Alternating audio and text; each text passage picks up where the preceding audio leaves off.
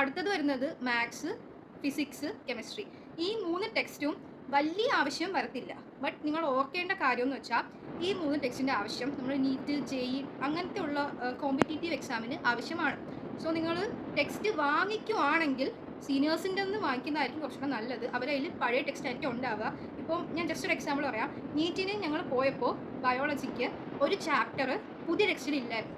എൻ്റെ കയ്യിൽ ഞാൻ സീനിയേഴ്സിൻ്റെ നിന്ന് വാങ്ങിച്ച പഴയ ടെക്സ്റ്റ് ആയിരുന്നു ഉണ്ടായിരുന്ന. സോ അതിൽ ആ ചാപ്റ്റർ ഇൻക്ലൂഡഡ് ആയിരുന്നു. അപ്പോൾ ആ സമയത്ത് എനിക്ക് പ്രത്യേകിച്ചൊന്നും ചെയ്യേണ്ടി വന്നില്ല. അഥവാ നിങ്ങൾക്ക് പുതിയ ടെക്സ്റ്റ് ആണെങ്കിൽ വാങ്ങിക്കാം, നിങ്ങളുടെ ഇഷ്ടത്തിനനുസരിച്ച് അത് യൂസ് ചെയ്യാം. പിന്നെ ഇപ്പോഴത്തെ പരീക്ഷയുടെ ഡിഫിക്കൽട്ടി ലെവൽ അവർ കൂട്ടി വരുവാണ്. സോ എന്തായാലും NCERT ബേസ്ഡ് ആയിരിക്കും ക്വസ്റ്റ്യൻസ് വരുന്നത്. സോ ടെക്സ്റ്റ് ഉള്ളത് എപ്പോഴും നല്ല കാര്യമാണ്.